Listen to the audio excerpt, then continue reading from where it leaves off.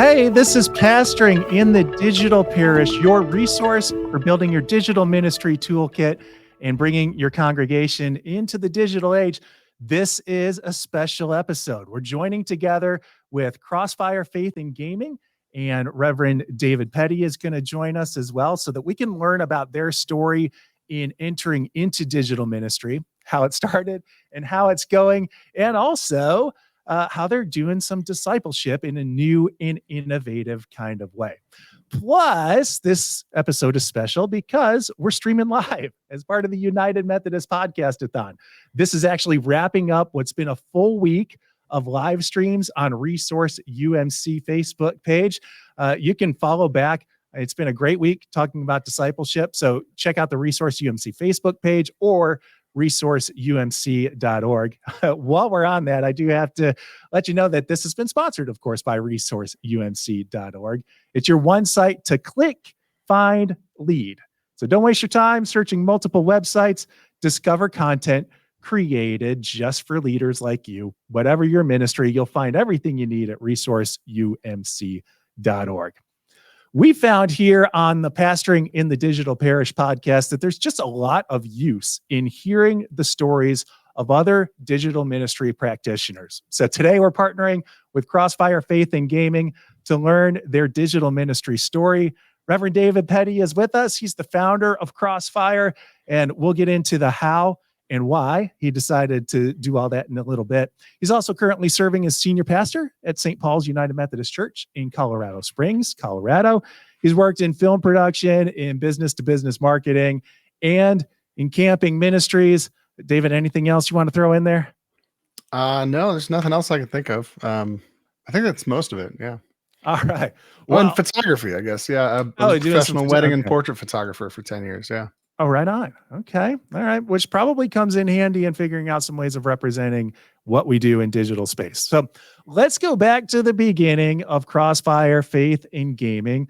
What drove you to start an expression of ministry that is really kind of focused in the online gaming space?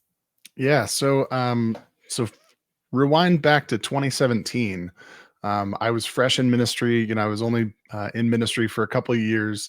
And one of the things they tell us ministers when we start out is, you really have to be careful with self-care. Make sure that you're doing things that are enjoyable, taking time for yourself, going on a walk, going on a hike, playing, those kind of things. And so one of the things I did was to kind of reconnect with my childlike sense of play through gaming, video gaming. And when I did that, I started looking for communities that I could plug into. And one of the communities I actually found was a community that was part of my college music fraternity that I was part of. Fitting, actually, as today is October 6th. It's the 125th anniversary of the founding of that fraternity. But within that fraternity, there was a Discord channel, an online space where people could get together that had a common sense that they were all a part of the same fraternity, but they were all video gamers. And so they were looking for games to play, people to play with, just conversations. And I found in that space a lot of community. And I thought to myself, I wonder if this could be replicated in a church sense. Like, what if there were a group of people who had a like-mindedness because they were people of faith, but also had an affinity for gaming? So I started asking that question, and then it just kind of snowballed into the thing it's become today. So it was really from that experience, and then from that question of what could this be, that CrossFire came to be. Was this like pre-Twitch and all that? Like, what kind of community, where were you finding people in the gaming space in the beginning? Yeah, so 2017, so long ago, right? 2017. No, 2017, Twitch was definitely still a thing. It was, and I would even say it was probably more on its upswing than, now I feel like Twitch is kind of on the downswing, but Twitch, I think, was definitely a thing. Discord was a thing. It was not as popular as it is today. And certainly I think the youth and young people hadn't found it quite as much. Now, my son, who's 13, is on Discord, and all of his interactions are on Discord. But Discord, Twitch, a lot in Facebook. At that point, Facebook groups was kind of taking off, and Facebook was really emphasizing groups. So we actually started by creating a Facebook group of people interested in talking about what this could look like. And then that group of people talking about what it could look like became the group of people we wanted it to be. So Okay. slowly we added more people. We started exploring, but it was all pre-pandemic. And so people didn't believe in the possibility of an online ministry yet. So that was an interesting arc that we took through the pandemic.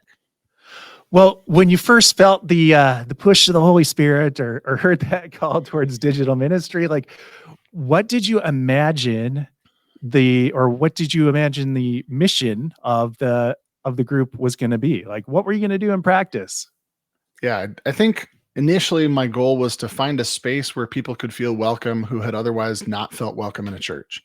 I was thinking about the fact that most of the people that I was seeing, youth, young adults that were in these online gaming spaces were not the same people I was seeing in my Sunday morning parish. They were not young adults showing up in my church. There were not a lot of youth showing up in my church. And I said, this is an entire demographic of people that is being missed. And so, can we create a space? Because I don't think these people are going to just walk in the doors of a church because they've been hurt by the church, because they've been alienated, because they're not, socially, they're kind of socially awkward sometimes. And maybe stepping foot in a strange building with people that are singing songs you don't know, that's not the first place you want to go. So I said, what if we could create church that looks more like something that feels welcoming for them than what we're familiar with? So were you trying to then gather people together in digital spaces through games? Like, for example, I remember at that time, like people were meeting in Roblox or people were having like Minecraft gatherings. Were you doing any of that kind of thing? Or was it kind of the gaming was the focus and then you were meeting community elsewhere? Yeah, it was really, there's a phrase in one of Jane McGonigal's books. She talks about playing games alone together. And the idea that you can be in a space where you're playing games, think of the arcade. You're playing games. The person next to you is playing games. You're together in that space, but you're playing your own games. And so that was really kind of what we found initially was a lot of people played different games. This person's into Minecraft. This person's into Rocket League. This person's into Roblox. This person's over here playing Duke Nukem or something. And we're sitting there saying, okay, well, let's just gather around the commonality that we love games. Rather than trying to force everybody into one specific game. Okay. And did you have an idea in mind of how to make kind of the Jesus turn or like the theological turn? So you get together and you talk about games, and then how does it become? Were you directive about it becoming like a spiritual thing or putting some kind of spiritual practice into a community like that? Yeah, we definitely early on, it was kind of hard to figure out, what does this look like? Because the first thing I wanted to do, I likened it to youth ministry, which is where my primary goal in youth ministry is to gather kids in a space where they feel safe and loved. And if we can encounter Christ in that space too, and deepen our faith in the scriptures and do discipleship, great. But if the only thing we can do is have them in a space where they know that they're loved and cared for and have community, then that's perhaps better than what they're finding out there in the world. But in this sense, we had no idea what that was going to look like coming into it. But I really got a lot of inspiration early on from one of my professors at ILIF, Tom Barlow, who then I think was in parish ministry, now might be back in being a professor. But he said he was really fascinated by the question of what stories we tell when we play video games or watch movies or TV shows. He said, I'm really interested in the stories. And so that got me thinking, what are the commonalities between the stories we're telling in video games, which are, hero archetypes or perhaps anti-hero archetypes? What are these stories and how do they relate or not with the story of Christ? And so through the use of, we found some great resources.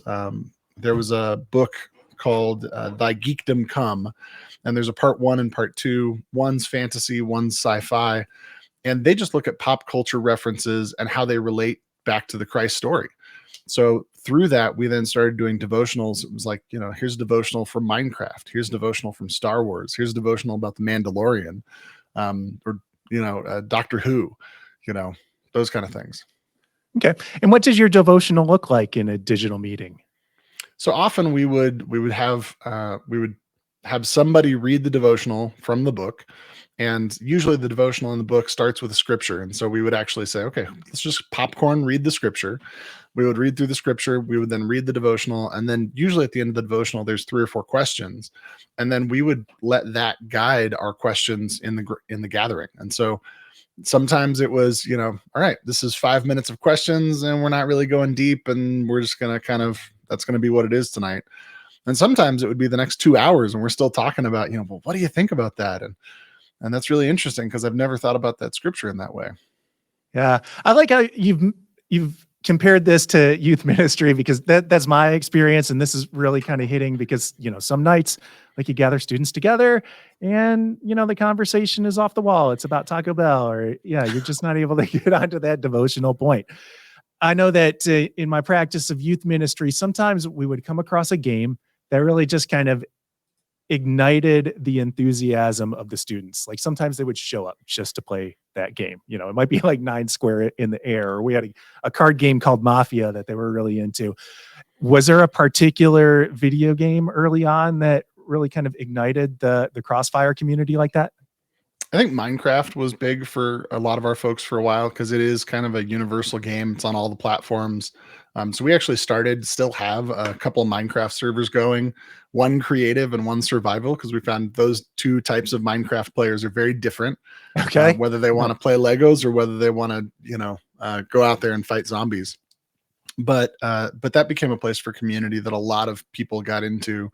And then a good number of us played Rocket League. And so that was, kind of a very friendly, easy adoption game. Very hard to master, but anybody can get in and drive a car and try to hit a soccer ball. So, okay. Well, I want to get into what ministry looks like for you now, and particularly about how you envision growing through digital means. But I do got to stop in and offer a little note from our sponsor here. So, paying college gets harder every year. The United Methodist Higher Education Foundation invites United Methodist churches to help us send your students to receive a quality education at United Methodist related colleges, universities, and seminaries.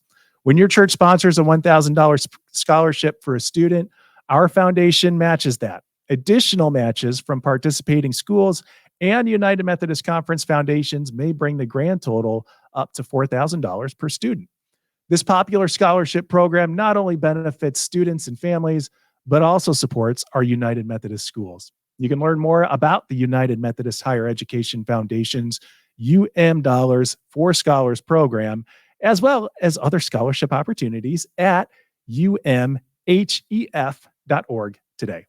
Together, let's educate future leaders in our communities, churches, and the world. And again, that's umhef.org.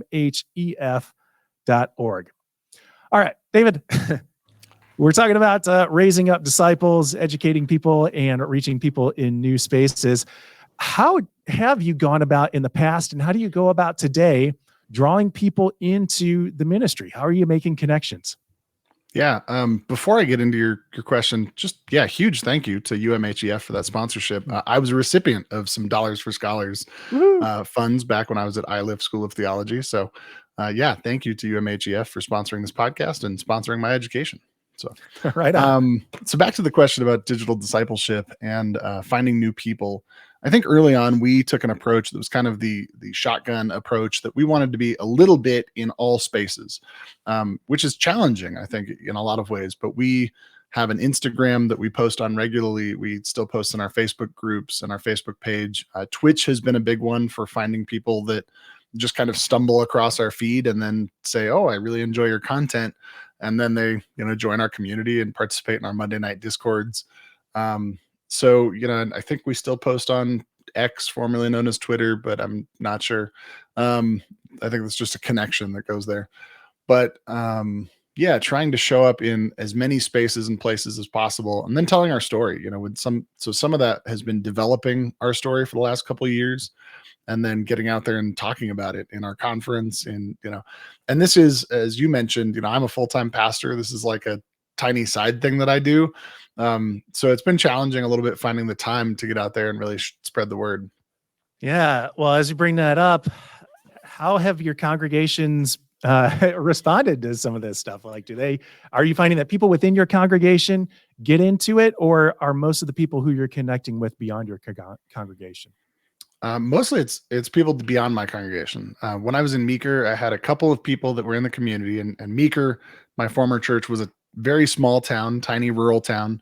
And it was also a place that guided my inspiration for CrossFire, because I realized that there were people who were nerds and geeks and gamers in Meeker who didn't have more than a handful of friends that could relate with them. Most people in Meeker are hunters and ranchers and farmers, and these people who are nerds and geeks and gamers, there's like 3 or 4 of them that kind of relate to one another. So there were some of those folks that joined CrossFire and became really vital in the early days of our ministries. At my current church, I don't think there's anybody that's participating in CrossFire.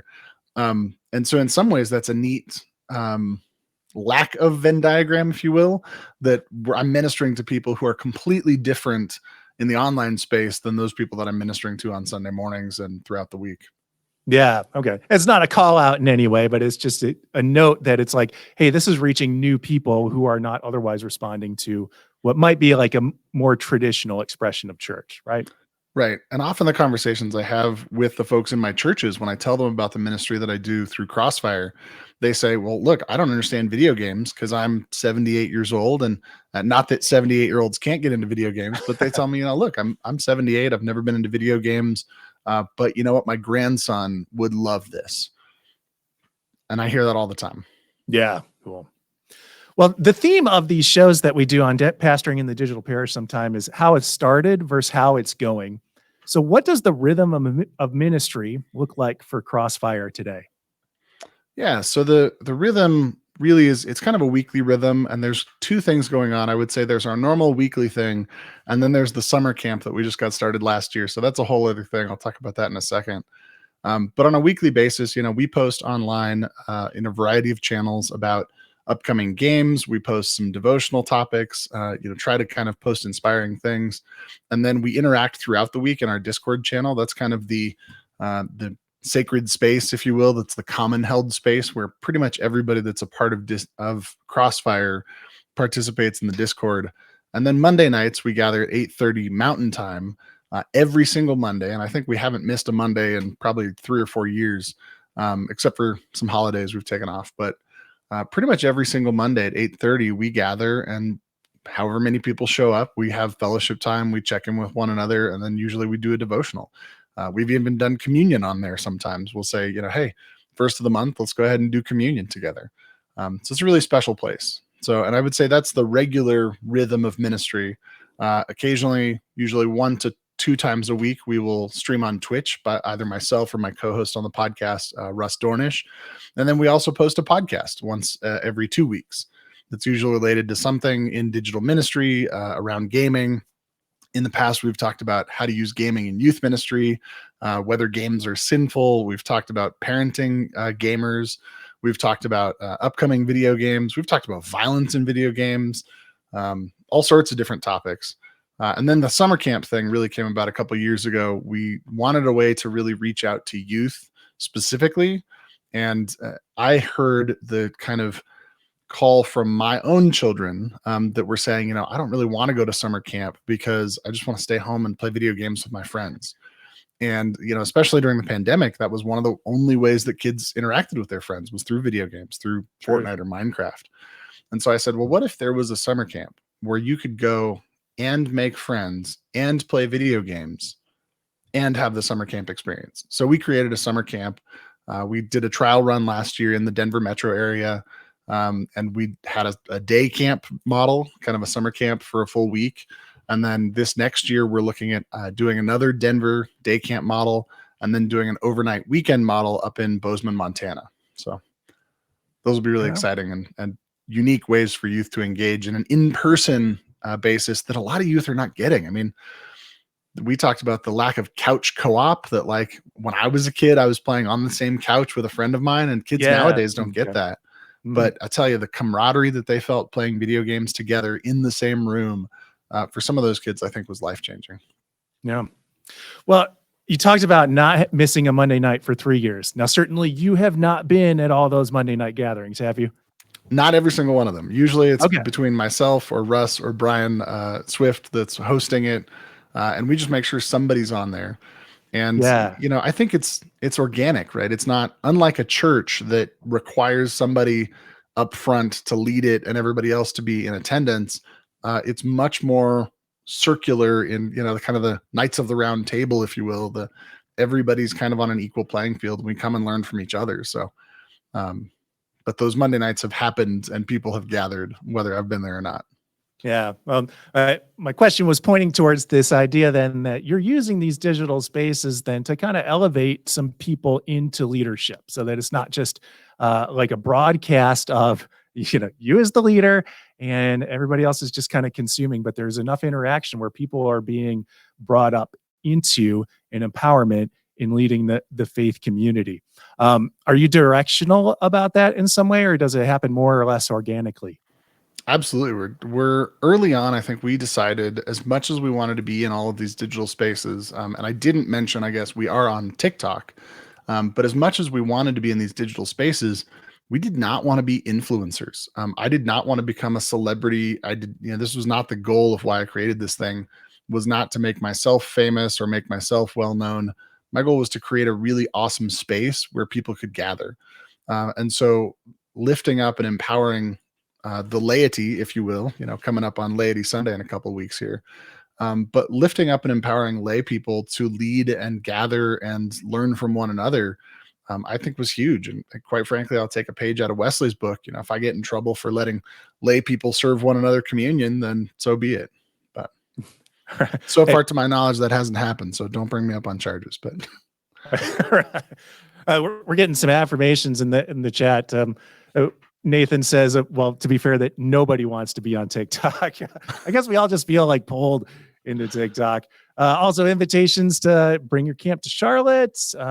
Invitations for more United Methodists on Twitch. Some affirmations that we're going to be like, this generation is going to be gaming into their old age. So that we will see a generation that's coming where there are 78-year-old gamers. And in fact, in a way, there's that already. It's just that they're playing different games. It's not video games, right, but it's still some of the games that they grew up. And this was right. If I could just interject here for a half second.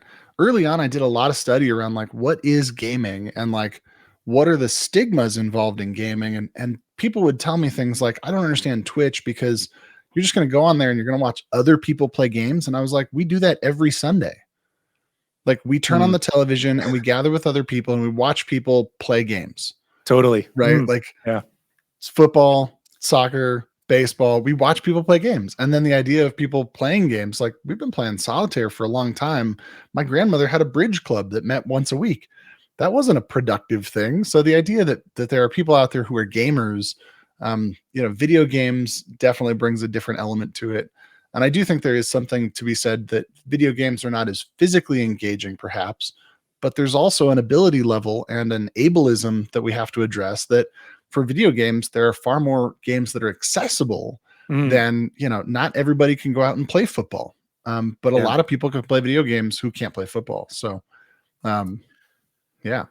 Yeah, at its basis level, I think it's just another platform on which we can build commonality with one another, which is where we root our communities. I had this aha moment when you've talked about Twitch, this really kind of this online platform where people watch other people, in some cases, play video games. And as my son was starting to get into that, I was like, I just can't get into it. Like, why would you watch somebody else play a game that you could be playing? And then somebody else delivered this comparison for me. I grew up in the era of the coin-operated arcade. And when I went to the coin-operated arcade, I would have my $2 worth of quarters. And when those ran out, what did I do? I would walk around and watch my friends play video games. It was the exact same thing. And so this is just that, next expression of something that I think we can all relate to, and that we do relate to one another through the ways in which we play. It was an aha moment that I had to kind of discover the hard way. I'm sure that there's been plenty of things that you've learned the hard way through practice. As you look back now, do you wish that there was something that you could tell your younger or your less experienced self that would have made this expression of ministry a little bit easier for you now? Yeah, I think the thing I would tell myself, my initial response is like, don't do it. It's way harder than you think.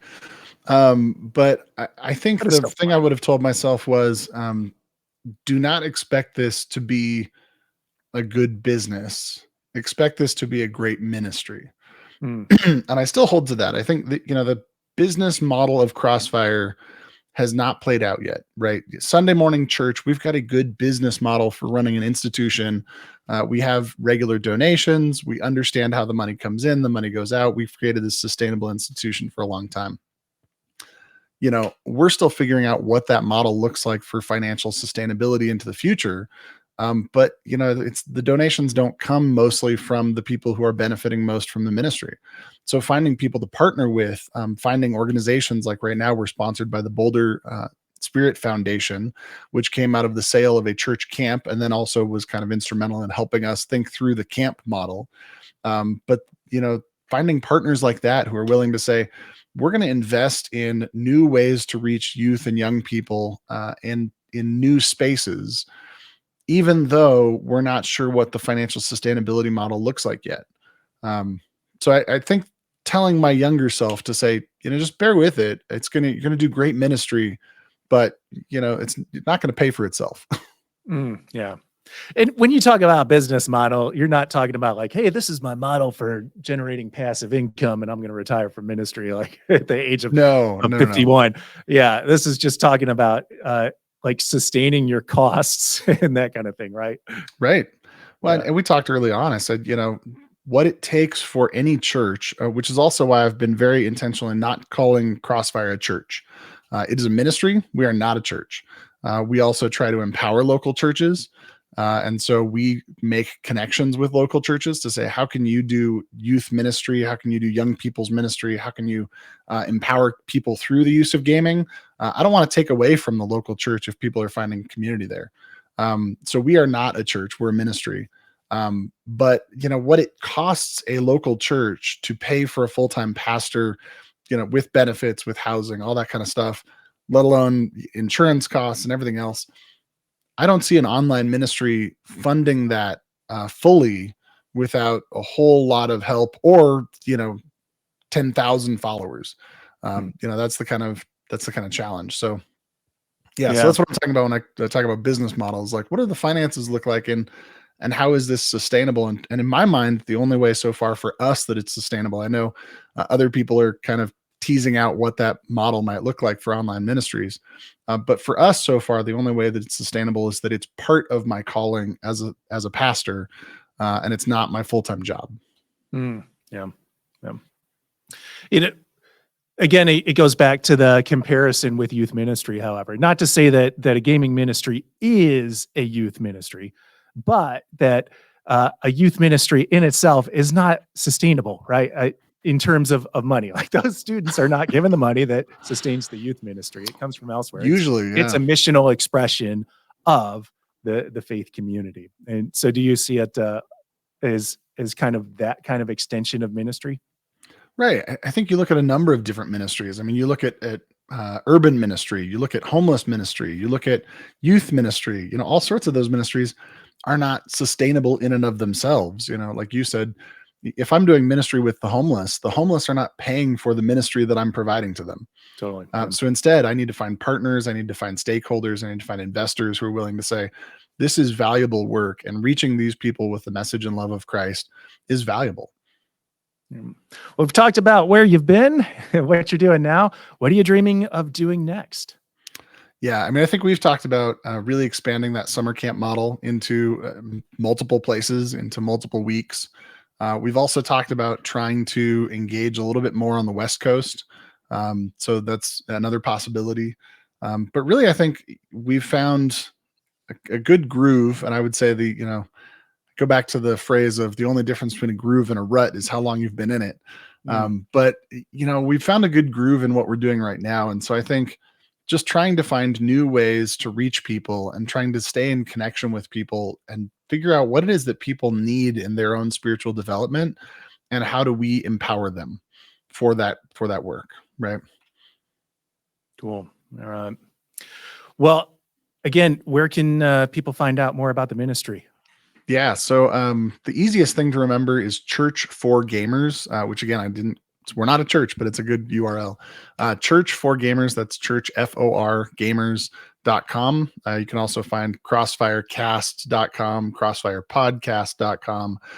That'll get you to all of our different links to our podcast, to our Twitch stream, to our Discord channel, all of that kind of stuff. And the Discord is easy because it's just discord.churchforgamers.com, and that'll get you to us as well. So yeah, and I will say, one of the things I see Nathan Webb here in the chat, he mentioned another 24-hour stream. That's been one of the great things too that we've done in the past that I didn't even mention here was we've collaborated in the past with Checkpoint Church, which is what Nathan Webb runs, and Methodist Gaming, which is out of Virginia, I believe. And, with them, we raised $3,000 last year in January. I believe this was, maybe it's 2 years ago now. But we did a 24-hour live stream, raised $3,000 for UMCOR. And so through those Twitch outreach things, we can also do a lot of good in fundraising for those kind of ministries. Man, I was going to suggest, now that we have this United Methodist Podcast-a-thon going on, like, hey, let's look at United Methodist Game-a-thon. But it sounds like y'all have already done that. We have in a ways, but I also, I think any time that we can help get the word out there about any of these ministries that are going on, I think the opportunity for people who haven't heard about it yet and who will find community and connection in one of these places, that's huge, and right now, we struggle, I think, as Methodists, because we are not generally, I'm going to make a generalization here, we're not generally an evangelistic type. We're not out there knocking on doors. We're not out there handing out pamphlets.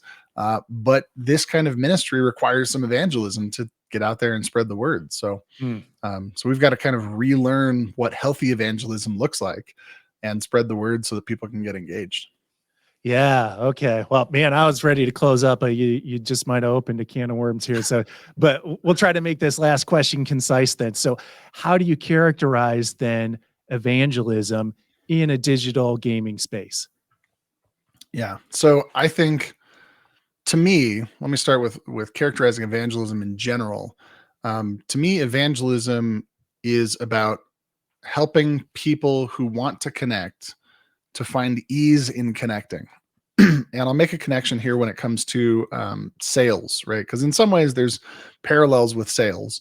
And often people think of sales as trying to push a product on somebody else so that they'll buy it no matter what. And the best sales tactic is not necessarily to push a product on somebody else that they don't want, but instead to say, what is it that you need? And do I have something I can offer that helps meet that need? And so I think from an evangelism standpoint, we ask the same questions to say, what is it that you need out of the church right now? Is it connection? Is it spiritual development? Is it just knowing that there's a building where you can feel safe on a weekly basis for 1 hour? For young parents, is it childcare? I know a whole lot of people for whom the church's main ministry is that it provides childcare. So they've got a couple hours a week to kind of take a breath away from being, having needs that they're addressing all the time for their children. So whatever that need is, I think the church and online ministries can say, what is it that you need and how can we help?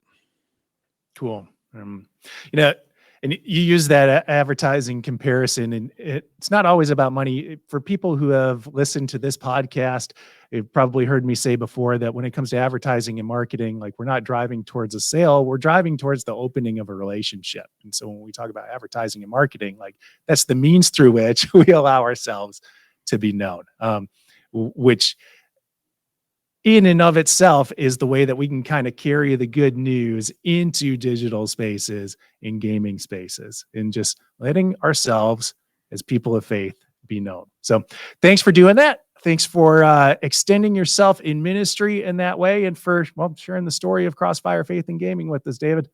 Yeah, thank you for having me on. Cool.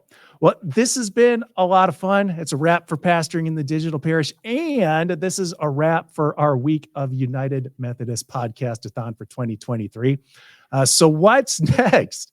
Well, discover resourceumc.org. It's your one site to click, find, lead. Don't waste valuable time searching multiple websites. Resourceumc.org is the centralized portal that empowers leaders whether lay or clergy, to conveniently find content created just for you. Articles, tools, ideas relevant to whatever your role is. Whatever your ministry focus, you'll find everything you need at resourceumc.org. Of course, they have made this United Methodist Podcast-a-thon possible. And buckle up, because there are so many people to thank for this. All of our participants through the week, many of whom were streaming live for the first time. Thanks to Crystal Cavanis, who I'm pointing at right over there, for all the organizational and promotional and production help. I need to thank the production crew at United Methodist Communications, including Debbie Wamsley, Dan McConnell, Stacy Hagewood, for helping to make this happen. Also, a big thanks to United Methodist Communications marketing and public information teams. That includes Brenda Smotherman, Andrew Schleicher, Patty Delabovi, and everybody else there for the promotional support. Thanks to the creative services team for imaging this whole thing. And with that, we're finally going to call this whole thing a wrap. Have a great weekend, and may God's vision for the future spread of the good news be advanced just a little bit more through your life this weekend. Peace.